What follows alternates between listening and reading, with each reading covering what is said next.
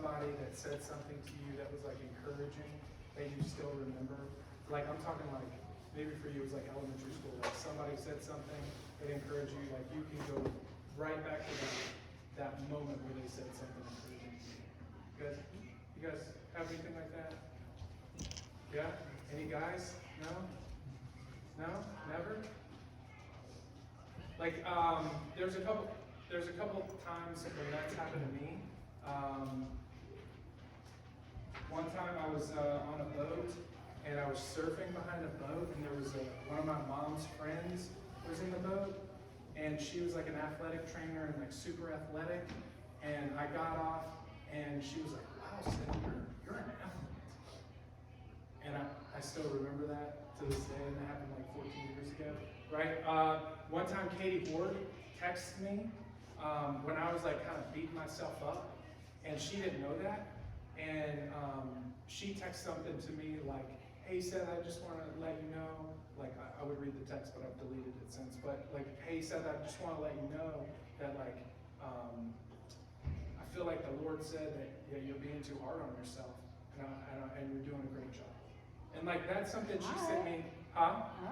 Yeah, I know, right? So I was like, I remember these things, and I'm sure if you guys would take the time to think about it, you could remember a time where someone's spoken into your life and it's really encouraged you.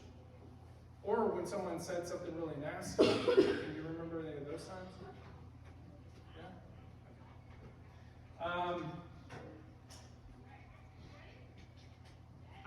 I think the reason why those moments impacted me specifically when they spoke those encouraging words is because I knew those people and I knew that they knew me, right? So if a stranger off the side of the street just tells you like something encouraging, does it mean that much?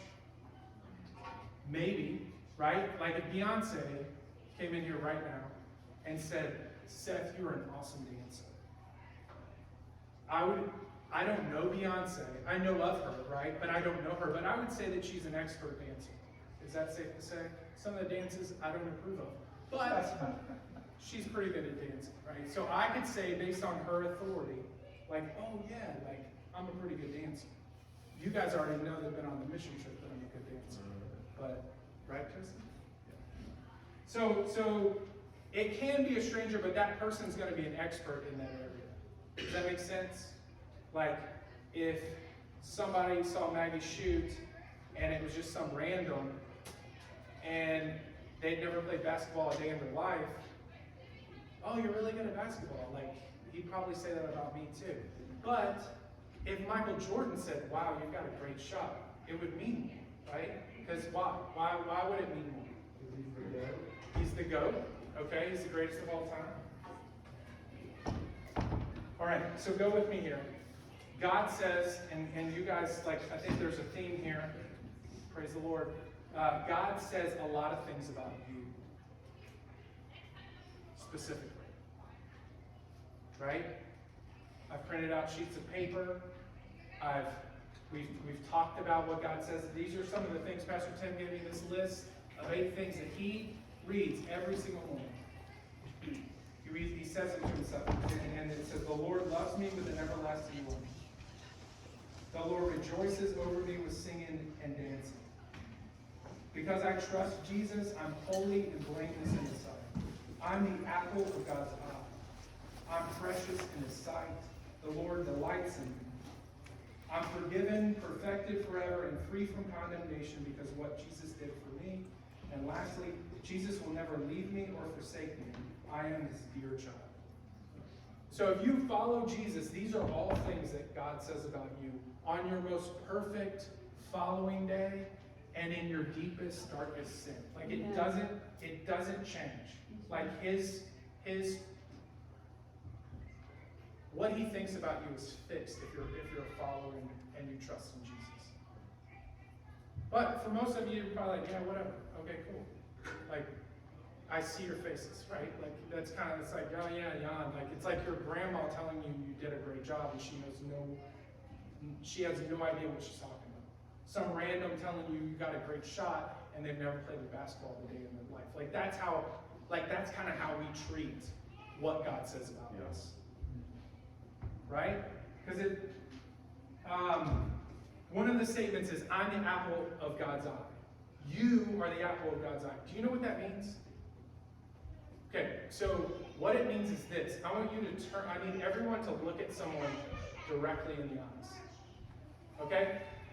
And if you have glasses, you might have, I want everyone, I'm going to say it again. I need everyone to look at someone directly in the eyes. So that means your head should be turned and you should be looking. Hey, Joseph Luke, can you look at Dave? Hey, Nikki Timmons, can you look at him? Can you look at him? Okay. I want you to get close enough to where you can see your reflection in the other person's eyes. Can you see yourself in the eyes?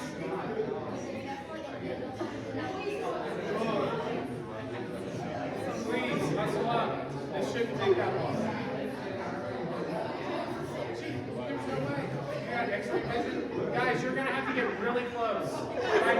Like make out pictures. Hey, chill out. You've got to get really close. He can't get out of the exercise. Okay, did you guys see that? Did you guys? Hey, all right, okay, we're done. I distracted myself enough. Okay, that is what that phrase means. Being the apple is, they call it like the little man in the eye. So that means that if you were doing what I asked you to do, which I don't think most of you did, if you were doing that, could you focus on anything else? No, your eyes were fixed. And that is how God's eyes are on you. Like, when you screw up, when you live awesome, like, you're following Him, like, His eyes are forever fixed on you. You are the apple of His eye. You can't earn it with your good behavior. You can't lose it with your bad behavior. Just pretty awesome. So there's two reasons why we yawn. All right, there's probably more, but there's two that I have tonight. There's two reasons why we yawn when we hear, when we hear like God loves us, or all these identity statements, or like I'm the apple of God's eye. Like there's a couple reasons why that doesn't blow us away. And the first reason is because we're not close. Okay, so. If Jesus is our model, what are some of the things that Jesus did to be close with the Father? You guys know these. Answer. What? He prayed. What? Luke 5:16 says he would often go and be in a quiet place to be with his Father. Like he'd break away from the crowd and he would be in a quiet place alone with his Father. Right?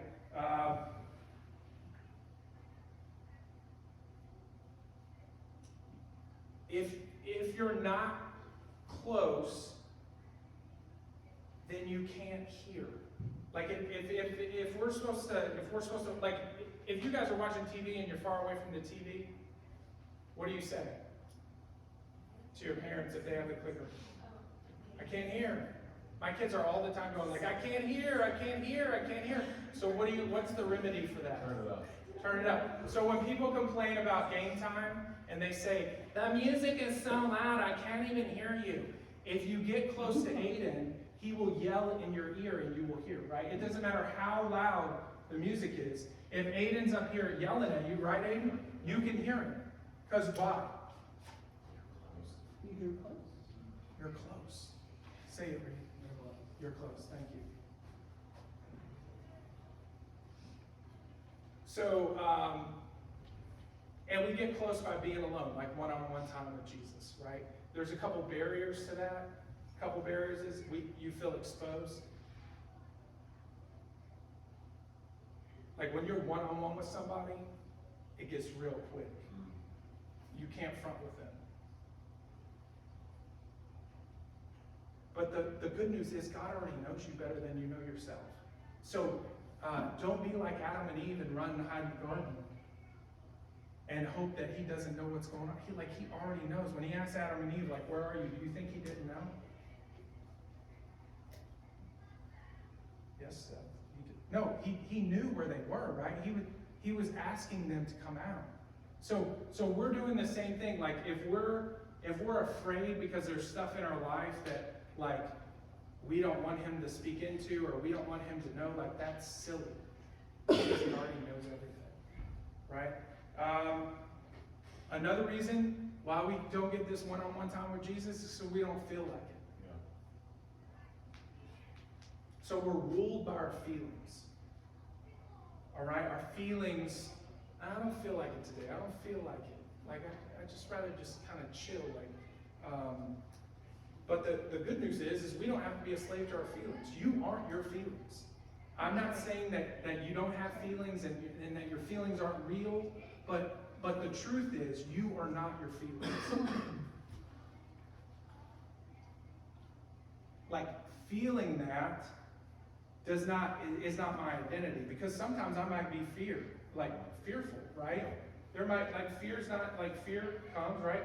But God has not given me the spirit of fear, but power and love and of a sound mind, right? So am I going to believe my feelings, or I'm going to believe what God says? Yeah. Okay, so if we know that Jesus went away to be with the Father, that God already knows everything about me, so I'm not hiding anything from him. Even if I feel exposed, he already knows it, and I'm still the apple of his eye. Yeah. Like, if I know these things,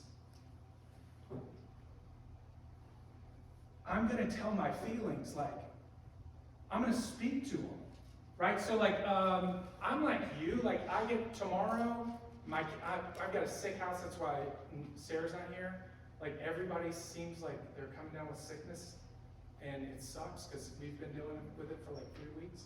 But normally on a Thursday, no one would be home, okay? And so it's 10 o'clock, and I'm just gonna go in, and what I feel like doing is laying on the couch and vegging out and watching some Netflix or whatever, right? But recently, I've been speaking to my feelings, no, I don't want to do, why would, God, I feel like I don't want to connect with you, even though this is a great time to connect with you.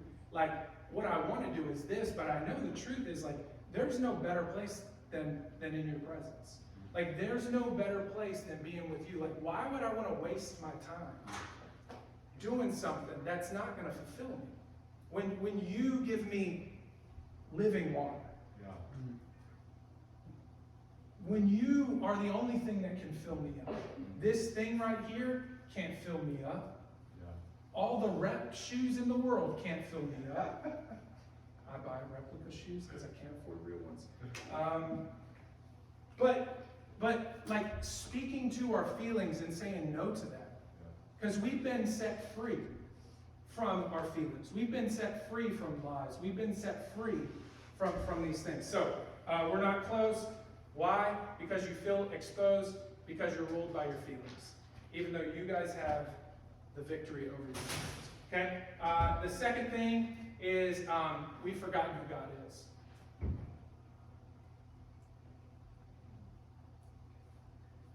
Who is God? What are some things about God that you know? Just yell them out. He's the creator. Is he? So is what? Can you speak into that a little bit? What did he create? Everything else. Did God? Was God created? No. He wasn't. No. God's not created. Great answer. God was not created, right? He's the uncreated one. When did God begin? Huh? He always has been. So he's eternal. So what are some other things about God? He's the creator, he's eternal. What are some other things that we know about God?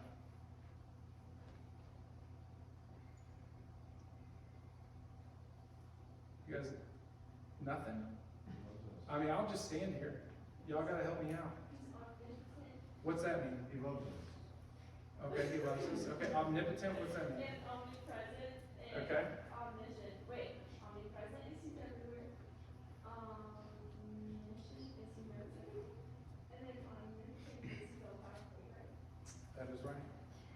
Is there anyone that's omnipotent, omnipresent? Is there anything else in this universe that we know like that?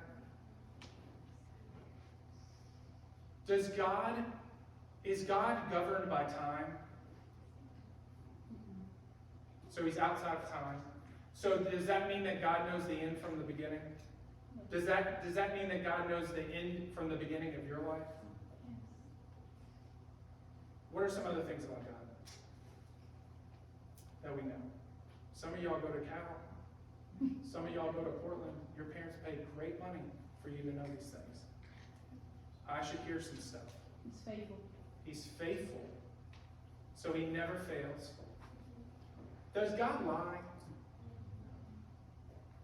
Ever? Okay. Impossibility? Yeah. Okay. Impossible. Peter said something good, but he wants me to shout it out. Okay. Implausibility. I don't know. Okay. So God's unique, he's supreme, he's eternal, he's perfect, he's dad. He never lies. What are some other things? Just repeat what I've just said. He's love. He's love. He never lies. He never lies. Doesn't He change. doesn't change. Does he know? Is there some things that God doesn't know? Like especially when it comes to that guy I want to date. Not me personally, but I'm talking like I'm. Wow, got some reaction there. Hey. But do you know what I mean? Like, so is God a cosmic killjoy? Like he's just going around saying, no, no, no. Like, is this God? This is how some of you picture him, but this is not God. We can trust him. He's all powerful. Does God need us? Like, it sounds like he's kind of desperate. Like that he's like, oh man, I need these people to worship me. Does God need our worship? No. He wants us. He wants us. Does God, is he distant? Like, is he aloof? Is he just kind of up there, just kind of like this, like just twiddling his thumbs, like letting y'all just do whatever y'all want to do? So he's a personal God.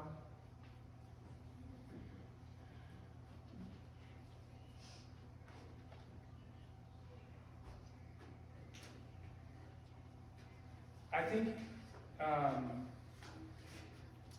couple things. I think when we forget who God is, we forget that he's the all-powerful one, that he knows everything, that he doesn't need us, but he desires to be in relationship with us, and he's proven that from Genesis to Revelation. Like, then what he says about us doesn't mean anything. Yeah. When we're distant from him, what he says about us doesn't mean anything. And I'll blush if a guy says I'm hot.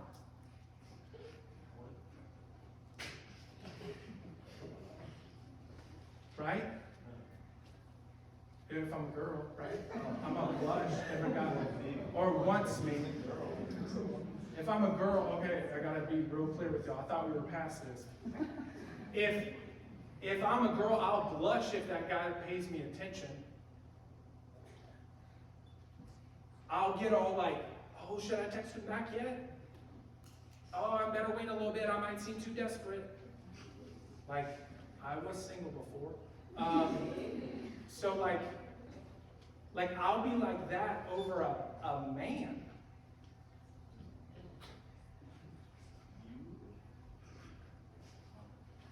When God says all these things about me.